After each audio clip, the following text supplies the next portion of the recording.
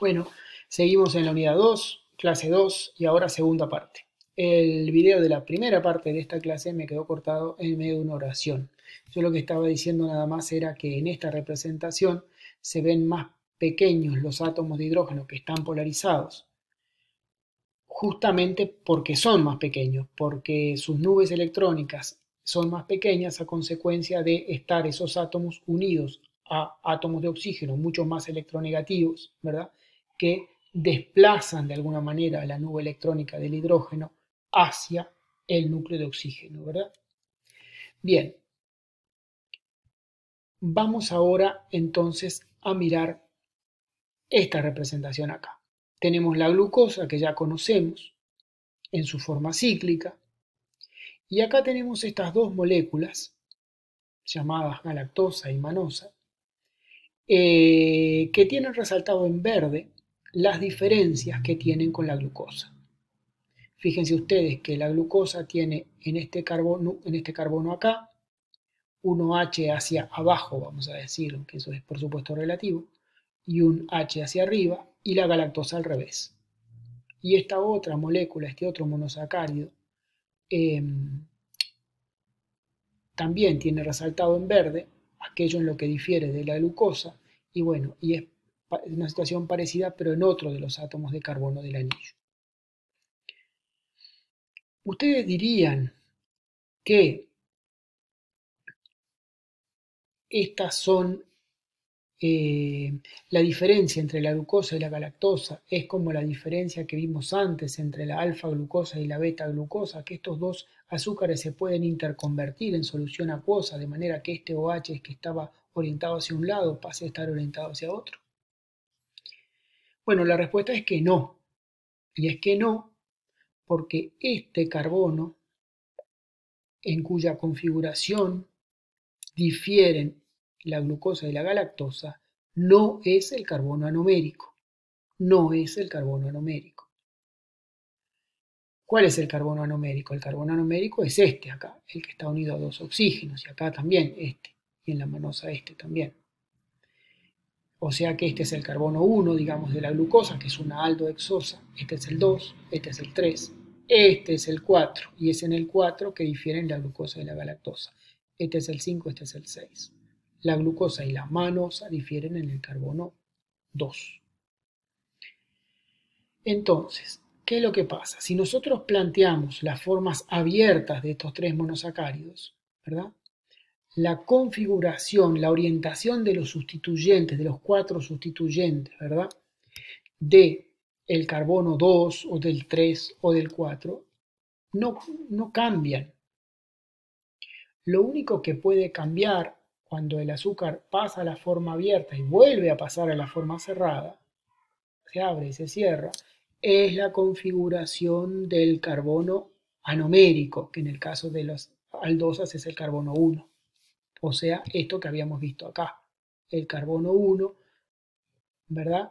Puede estar cerrado con una configuración, abrirse el azúcar, el carbono 1 vuelve a ganar el aldehído y puede cerrarse con la configuración opuesta. Pero si se trata del carbono 2, del 3, del 4, del 5, no cambia su configuración, no cambia la disposición en el espacio de sus cuatro sustituyentes, ¿verdad? Estamos hablando de carbonos que son quirales, ¿verdad? No cambia su distribución en el espacio porque yo al azúcar lo pase a la forma abierta, lo vuelvo a pasar a la forma cerrada. Entonces, perdón, me equivoqué de diapo, estamos acá. Entonces, ese equilibrio anomérico que se dice, ¿verdad? Que vimos recién para la glucosa, no afecta ni al carbono 2, ni al 3, ni al 4, ni al 5. ¿tá? No hay ningún equilibrio químico sencillo que no requiera catálisis por parte de una enzima que me permita pasar de la glucosa a la galactosa o de la galactosa a la manosa o de la manosa a la glucosa. Estamos hablando de monosacáridos que son esencialmente diferentes. Y que diferentes a la glucosa a pesar de que puedan diferir de la glucosa solo en la configuración de uno de sus átomos de carbono. Esto da realmente propiedades biológicas bien diferentes. Ustedes me dirán, pero es casi lo mismo. Tenemos un azúcar de 6 átomos de carbono, que es derivado de aldehído, que tiene, yo qué sé, 5, 1, 2, 3, 4 grupos alcohol en la forma cerrada, 5 en la forma abierta. ¿Qué puede ser tan diferente? Que 1H esté para acá o para acá, eso es como lo mismo. Y uno podría pensar eso, pero sin embargo biológicamente no es así, porque después vamos a aprender cómo las enzimas discriminan entre moléculas que son tan parecidas como la glucosa y la galactosa, por ejemplo, y sin embargo diferentes en un punto. Y tan es así que hay personas, por ejemplo, que no pueden metabolizar la galactosa, y para quienes alimentarse de galactosa supone un riesgo de vida, y perfectamente pueden alimentarse de glucosa, porque la enzima que se une a la glucosa no se une a la galactosa y viceversa, dicho de una manera sencilla.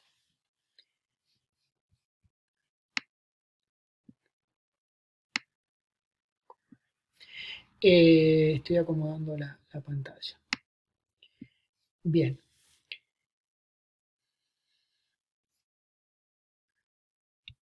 Vamos a hacer esta preguntita que tiene que ver con todo lo que hemos hablado. Dice, para las siguientes dos preguntas, para las siguientes dos preguntas considere la estructura de la alfa-fructosa en su forma cíclica más común y si nos presenta una estructura ahí. ¿Cuántos grupos alcohol hay en la alfa-fructosa en su forma cíclica, que es la que está mostrada, ¿no? Entonces, grupos alcohol, si contamos simplemente hidroxilos, tenemos un hidroxilo, 2 hidroxilos, 3 hidroxilos, 4 hidroxilos, 5 hidroxilos. Sin embargo, hay uno de estos hidroxilos que no es un grupo alcohol, que es este, que es el hidroxilo anomérico, ¿verdad? Puesto que está unido a un átomo de carbono, que es este acá que está implícito, que a su vez está unido a un segundo átomo de oxígeno. Entonces, en realidad, la respuesta correcta es 1, 2, 3, 4. Y luego nos preguntan cuál de las siguientes estructuras corresponde a la beta fructosa, si lo que nos habían mostrado arriba era la alfa fructosa. Entonces, esto sí es el equilibrio anomérico. Lo que tenemos que hacer simplemente es dar vuelta la configuración del carbono anomérico, ¿verdad? Si el carbono anomérico estaba en forma alfa, tenemos que pasarlo a forma beta. Y las opciones que se nos dan tienen dados vuelta los hidroxilos de la alfa fructosa en una serie de posiciones diferentes. Por ejemplo, acá está dado vuelta este hidroxilo, que es este hidroxilo, que es este. Acá está dado vuelta este hidroxilo, que es este acá, y así. Tenemos que ver cuál es el anomérico, ¿tá?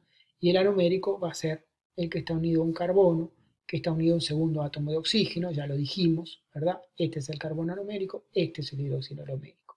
Quiere decir que para pasar de la alfa fructosa a la beta fructosa, tenemos que dar vuelta estos dos sustituyentes del carbono anomérico. Este hidroxilo va para arriba y este CH2OH va para abajo. Es decir, que nos vamos a esta estructura acá, la D, que tiene los hidroxilos que son alcoholes y este sustituyente en la misma posición, y lo que tiene dado vuelta en relación a la alfa fructosa arriba es la posición del carbono anomérico. Fíjense ustedes que en este caso el carbono anomérico no es el carbono 1, no está en la punta de la cadena, ¿verdad? El carbono 1 es este, el carbono 2 es este, el anomérico, luego viene el 3, el 4, el 5, que con cuyo oxígeno cierra el ciclo, y el 6 que está fuera del ciclo. Si el carbono anomérico no es el carbono 1, no está en la punta de la cadena, quiere decir que estamos en presencia de una cetosa, de un azúcar derivado de cetonas, que es el caso de la fructosa. Bueno, también ocurre que muchos monosacáridos, entre comillas, que forman los oligosacáridos y también polisacáridos de los seres vivos, no se ajustan a la descripción de monosacáridos que hemos dado hasta ahora. Es decir, no son meramente aldehídos o cetonas con varios grupos alcohol, sino que son parecidos a esto, pero tienen otros grupos químicos. Por ejemplo, acá un grupo ácido carboxílico, acá un grupo amino, acá un grupo que se llama N-acetamido, que incluye una amida, C-O-NH. Entonces, con la definición química estricta que yo les di hasta ahora, estos no serían monosacáridos. Pero, de todos modos, desde el punto de vista biológico, las enzimas que sintetizan oligosacáridos a partir de monosacáridos o que hidrolizan oligo y polisacáridos a monosacáridos, ¿verdad? Esas familias de enzimas utilizan estas moléculas junto con monosacáridos más convencionales, digamos, aldohexosas, cetohexosas, para construir aldohexosas, cetohexosas y bueno, y otros que no son hexosas, ¿verdad? Pero quiero decir, utilizan a estos monosacáridos raros junto con monosacáridos menos raros, ¿verdad? Para construir oligosacáridos y polisacáridos biológicamente importantes. Entonces, a todos los efectos prácticos en la rama de la bioquímica y de la biología, que se llama glicobiología, el que trata de los azúcares, este tipo de moléculas que les estoy mostrando acá son otros monosacáridos. ¿Ah? Formalmente les llamamos azúcares modificados o derivados de azúcares o derivados de monosacáridos en el sentido que tienen algunos grupos que no son ni aldehído ni cetona ni alcohol. Pueden tener, ya les digo, grupos ácido carboxílico, grupos amino, grupos amida y en otros casos también suele haber posiciones en las que falta un hidroxilo, que falta un alcohol, ¿verdad? Que tenemos nada más que un CH2, eso no lo estoy mostrando acá. Y en ese caso se habla de desoxiazúcares, que vamos a encontrar más adelante en el curso de nuevo. Bien, ahora sí vamos a pasar a ver la formación o la estructura de oligosacáridos y después polisacáridos a partir de los monosacáridos. O sea, cómo se juntan estos monómeros, estas moléculas pequeñas, para dar moléculas más grandes, ¿no? Y otra vez tenemos aquel lío de si planteamos la condensación o planteamos la hidrólisis, ¿verdad? Del cual les hablé antes en el contexto de los ésteres y las amidas. Acá pasa más o menos lo mismo, ¿verdad? Y otra vez acá, bueno, yendo de arriba a abajo, esto está planteado en términos de hidrólisis, pero podría plantearse en términos de condensación en la dirección opuesta. Esto está planteado acá en términos de hidrólisis de un disacárido para dar dos monosacáridos. Lo que nos interesa primero acá es la estructura de ese disacárido, cómo se conectan los dos monosacáridos para formar un disacárido. Entonces veamos. Acá tenemos una aldohexosa y acá tenemos otra aldohexosa. Son dos unidades de glucosa. Este, si ustedes ven, es el carbono anomérico de una de las unidades de glucosa. Sabemos que es el carbono anomérico. En la forma cíclica, obviamente es cíclica porque está unido a 1, 2 átomos de oxígeno. Pero ahora, el átomo de oxígeno que esperaríamos sería el hidroxilo anomérico, según lo que habíamos visto hasta ahora, ya no es el hidroxilo anomérico.